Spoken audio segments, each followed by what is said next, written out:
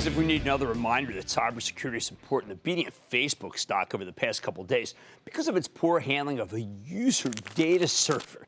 It serves as a reminder. I got to tell you, this is the worst one I've seen in terms of how to handle it. So what do? We got to find someone who knows more than anybody. And that's why I'm thrilled we have a chance to check in with Robert Herjavec. He is the cybersecurity expert and an entrepreneur behind the Herjavec Group. It's a major privately held player in the space, although you probably recognize him as one of the original sharks on the Shark Tank, or perhaps as the author of You Don't Have to Be a Shark, Creating Your Own Success. Mr. Herjavec, welcome to Mad Money. Good to see you. Thank you. I cannot believe we are so lucky to have you because I'm going to put it right to you. Okay. All right. You just discovered that there's a big data breach, that one of your clients, you've been brought in, one of your clients has been silly enough to let 50 million people have information that they didn't think. Is this a data breach? Is this something you take seriously, or is it something you just say, hey, easy come, easy go? Well, I think, you raise a great point. Is it really a data breach when the consumer has given permission for the data? The problem in the case of Facebook is I don't know what you're doing with my data. I may have given you permission to tell me which fridge to buy, but I probably didn't give you permission to sell it to the Russians or to somebody else who's trolling that data. Well, then, if you were called in, which they should have, because you're the number yes, one they should have. in the cybersecurity 500, yeah. number one, would you not have said you got to get ahead of this? Yeah, absolutely, I would have. I don't think people take information as critically as they should today. It is the modern-day weapon. Jim, we're living in a Cold War right now, and we're under attack. We're under attack every single day. And that's why we need a purple team, right? We do need, wow, very good. Oh, yeah. I love this. I heard of red and blue until I started reading about your purple. People need to test and verify, and a lot of people don't take it seriously enough. I mean, right before you came in, I saw that Expedia had 800,000 for Orbitz, 880,000 card hack, and I was thinking, did they have cyber hygiene, or did they just say, hey, look, it's really it's information, and we're going to get hit. There's nothing you can do about it. We are going to get hit, and what's very interesting is the U.S. is one of the few countries that doesn't have a great national privacy law. Look at the U.K. I was going to ask you, because I was going to say, what do the initials GDPR mean? Because people are using it.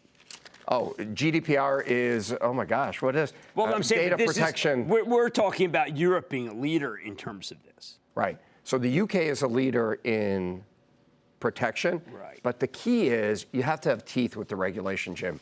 GDPR is a 6% penalty to your global sales if consumer data is taken. Now, do you think that Facebook would have taken privacy more seriously if they had a 6% penalty? Yes. Well, this is the problem, is that everybody feels it's penalty-free no matter what. Hey, the worst that happens is they get my credit card and I'll get stopped out and Visa won't make me pay. Don't we have to have someone in the system like that saying, listen, you don't use you use your password and it was the generic password? Well, you know what?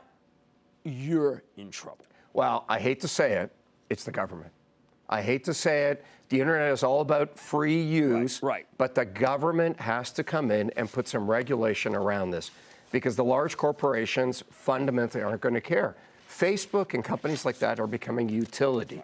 Right. There's got to be some regulation around that. Okay, now, speaking of unregulated, we had on the cybersecurity guy last week, and we were talking about how you did a great interview. I saw that. Oh, thank With you. Doug Merritt from Splunk. Yeah. What a great company. Oh, you like those guys? Aren't they that. smart? The Cloud King. Splunk Cloud is great. King. Doug called us out as one of the key reasons for their success in security. We've been with Splunk for 8 years. I didn't know that. Splunk is the future. Because they have tons of data, and they've not been data. part of this, the embarrassing things. So I'm glad you like them, because I think that they're very, very right. But we were talking about, Bitcoin.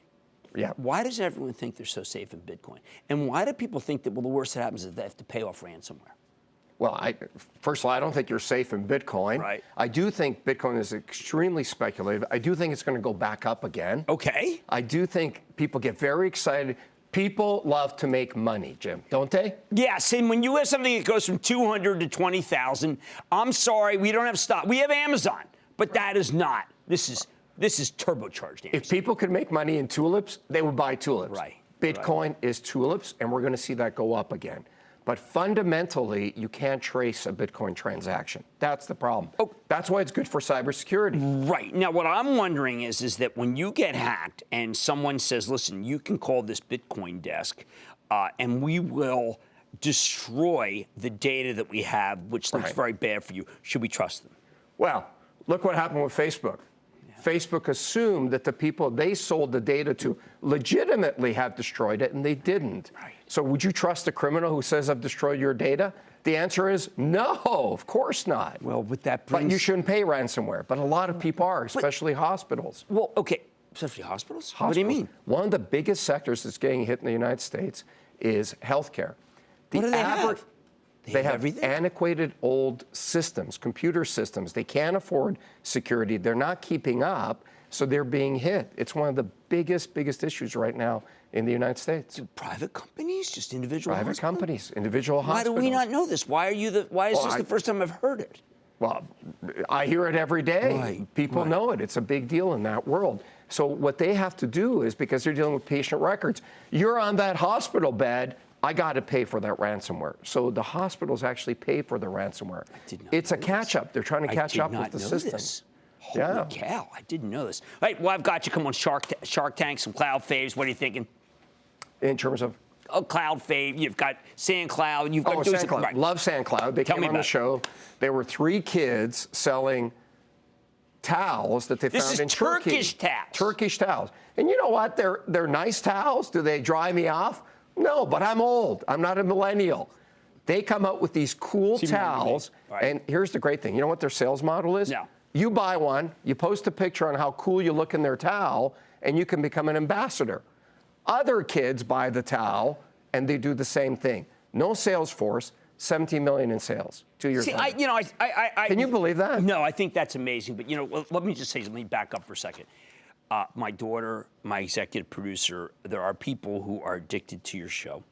My daughter is doing a Treehouse Hotel. She knows that you guys are, you fund, but you give hope. Okay, I want to point that out. And these 3 guys with I love that. It's the greatest reason I do the show. And women, amazing number of women are, and I think that's so fabulous because we have very few women CEOs. We know that there's a glass ceiling. It is absolutely incredible. And the other thing that's incredible is that your story makes it incredible. Yugoslavia, get here with nothing. Number 1 cybersecurity expert team in the country that you put in the world, not the country because you're in Canada. Tell us your story because I love your story. Yeah, Jim, I'm really proud of it. I mean, so many things. 36% of our staff is female, and I'm really proud of that. When I came, we originally landed in Canada, literally on a boat called the Cristoforo Colombo, with 1 suitcase, no money. Somebody lent us some money to take a train to Toronto, live in someone's basement. And one of the things I love about Shark Tank is, and I really believe this is the land of opportunity. Yes! I still believe that. I still believe that America is the greatest country in the world. And I think here, nobody sees, and I know people do, and I know it's really hard. And I know that people are watching your show and saying, why can't I get ahead? But I'm telling you, my friend, race, color, sex, if you can add value, you can get ahead in this country. Is there any other country that you could have such an opportunity in? Canada. Well, Canada. That's Australia, true. maybe, Right. but America is the best Canada's country in the our world best to friend. do business. It's our best friend. By the way, I like to remind, if I were with the president right now, I would remind him who has been our best friend in war and in peace. Canada. Canada. Absolutely. And that has to be brought home to some people in Washington because they don't remember. But isn't that the great thing about our show is that you got 5 average people who are self-made, and we give people hope. And I got to tell you, when I see somebody come out through those doors, I cannot not think of the opportunity that I had in this country and how hard my family worked their butt off to get here. If you work hard and you have an idea, man, you can make it. Well, here's what I want you to do. I want you to come on as much as you can. Your message of hope is what people need to hear. I am tired of gloom. I'm tired of people not respecting what this country can do for people. And I need more people who understand the roots and what can be accomplished and what they're doing for women, too. All right? Thank you. Okay. That's Robert Herjavec. He is you've got to look into this company. Herjavec Group founder. This is fantastic. It's really easy. The cybersecurity conversations for the C-suite in 2018. It's where we learn about hygiene. That's where we learn about the idea that there is a purple team. Once you know about that. And you don't have to be a shark creating your own success. Terrific book. Yeah, I don't think this show, this man, thank you so much. Thank you. Can I do it once, Jim? Yes. Booyah! Booyah! Jim Cramer here from Mad Money. Thanks for watching CNBC on YouTube.